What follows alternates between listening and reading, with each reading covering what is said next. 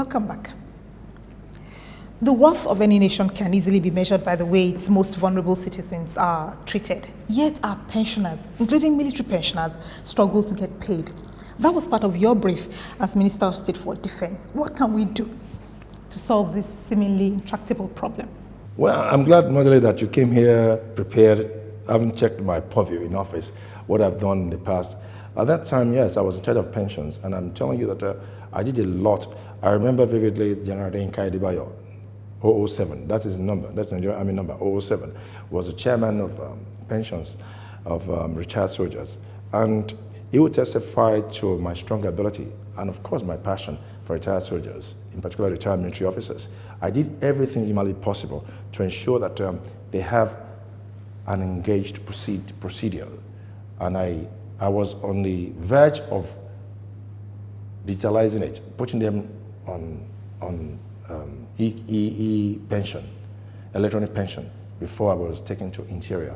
That was my plan. And really, pension should not be a thing of hardship and suffer. It should be very simple. It should have a very friendly usage. Even when records are not being obtained, you can do a manual recognition of identity. I did it for one of my officers. But I want to tell you that everything is possible in this country. We have manpower. Nigerians are brilliant. We should translate our manpower brilliance into something formidable in order to profiteer and develop our nation. That is what I expect of my country. We need a strong leader. We need a leader with passion and conviction. Some have suggested that one way to solve the pension problem is just to pay retiring government officials a reasonable bulk sum upon retirement and let them manage their own finances after that. Do you think that would work? After all, when there's no money being kept in trust for anyone, administrations with evil intent will not have access to it. Well, two things you must recognize. You may have paid pension to somebody who was a ghost worker while he was a worker. How do you expect to pay First Lady? Patience Jonathan, how do you expect to pay her? As a civil servant of Bayelsa State, how do you expect to pay her? That's another matter. Okay, I know it's another matter, but you have to bear in mind that she was a PAMSEC from our state, and she resigned later on after the gridlock between her and Seriake Dixon. So there was this relations gridlock between the two of them. So, and she resigned. And you can't pay everybody in absolute just because you want to save the face. Pension is supposed to be an investment organ of government of which you invest for them. You pay somebody a pension. Let's say the person is entitled to 10,000 and the person goes to market and withdraws all the money got stolen. What does she become? She becomes a nuisance to society. You can't pay them. I won't subscribe to that. The only thing is that, you see, our Congress, the National Assembly, they're not doing sufficient job in the area of oversight because we have a lot of senators and a lot of House of Representatives members who are commercial representatives of our people. They just want to be there to be collecting salary and all that because they don't do their oversight well. The law, Nigeria on paper is excellent. When you look at Nigeria on paper, it's excellent. Excellent on paper. There's a pension committee in the National Assembly. All the people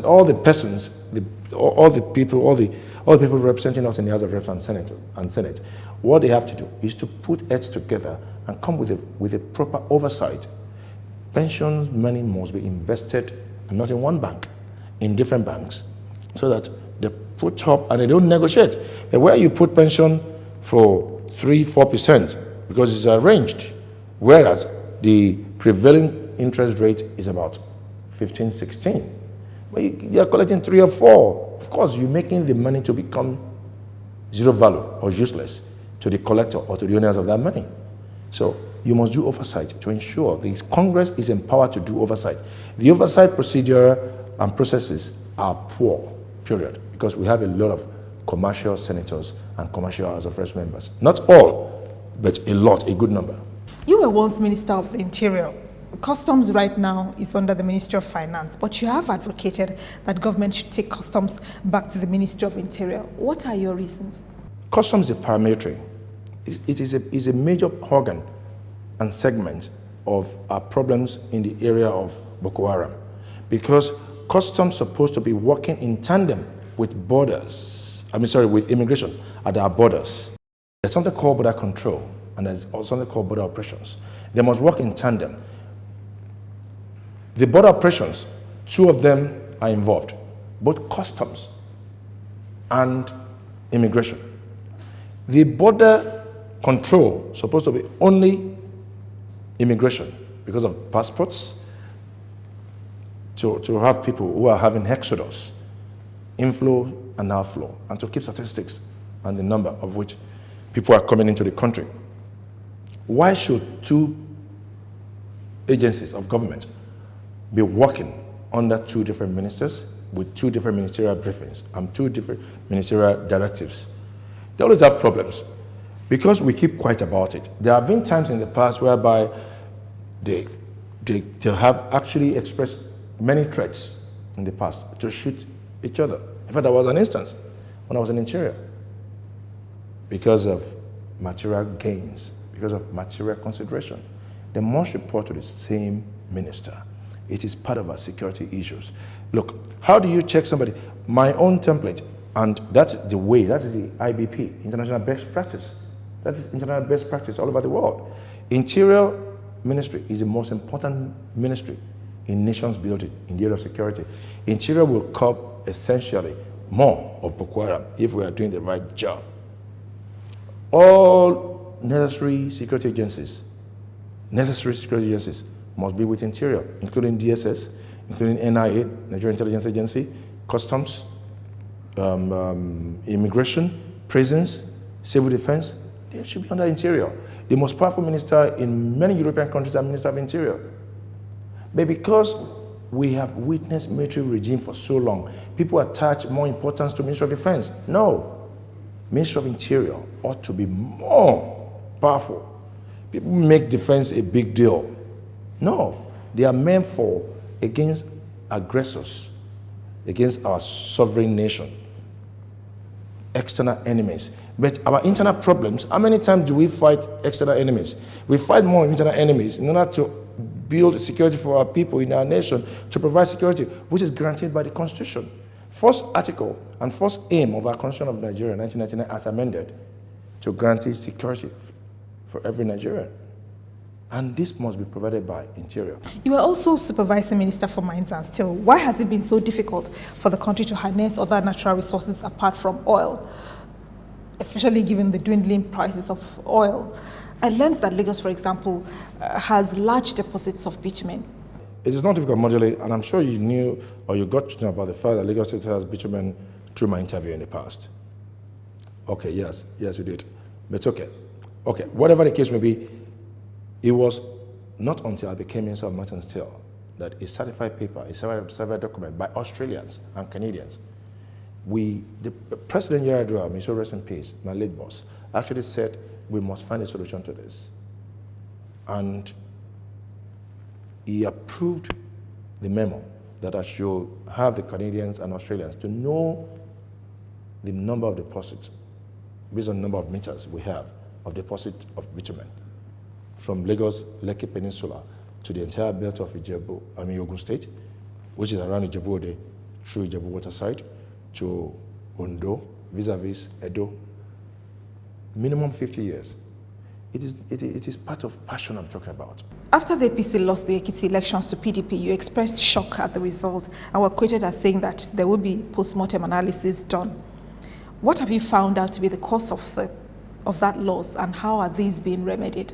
Well, the problem in Ekiti was majorly that people didn't want to resolute with proper governance. Just like Fauci said, stomach infrastructure. People want to be fed on the street, and they believe that that's the best way to govern.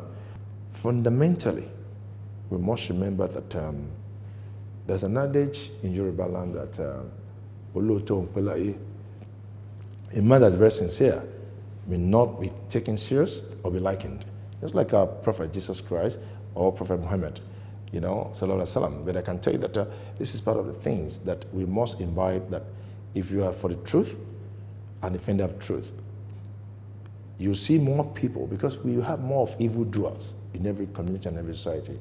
They don't consider it to be more important than anything, than to just remove you. How will your party wrest power from PDP at the center during the general elections? It's a strong possibility. Let me tell you, what is at stake right now in Nigeria is not about vote for Buhari. It's about vote against Jonathan. It's about vote against President Jonathan. Honestly, that's the only thing. It's about vote against Jonathan. It's not vote. So the chain, the link of that change is Buhari. That's all. And the momentum is very, very positive. The rhythm is excellent right now, but we cannot afford to be complacent, because complacency kills and it terminates. So if our party feels that, we're in the driver's seat, we're driving now, we are facing increments. We must appear to be very inspiring. We must appear to be very determined. We must appear to be very serious. And we must really campaign seriously and profoundly in a way that will be able to touch nooks and corners of Nigeria.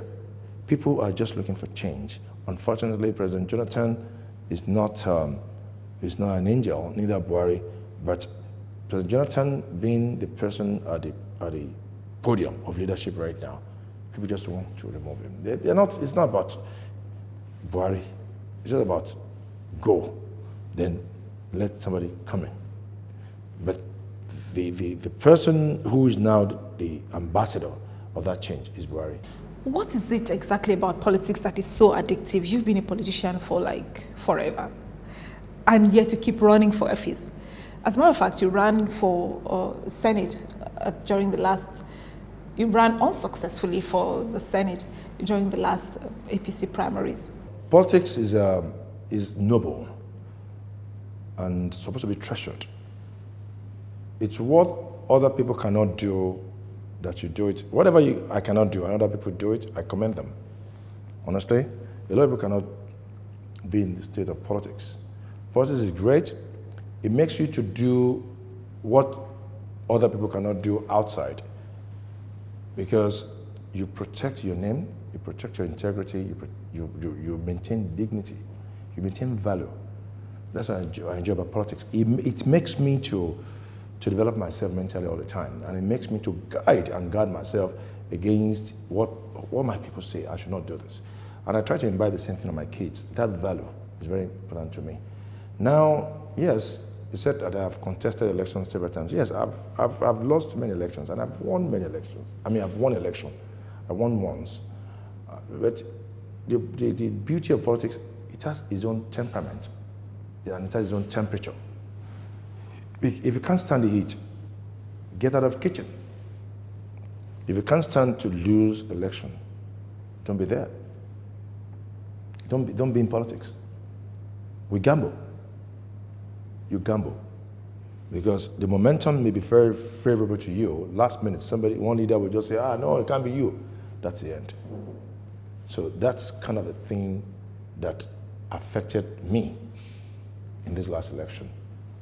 Whatever the case may be, is that the party decided, the leadership decided that the interest is somewhere, and I should just step down. And being a former minister, it became a very cumbersome thing for me to say I want to step down at that level.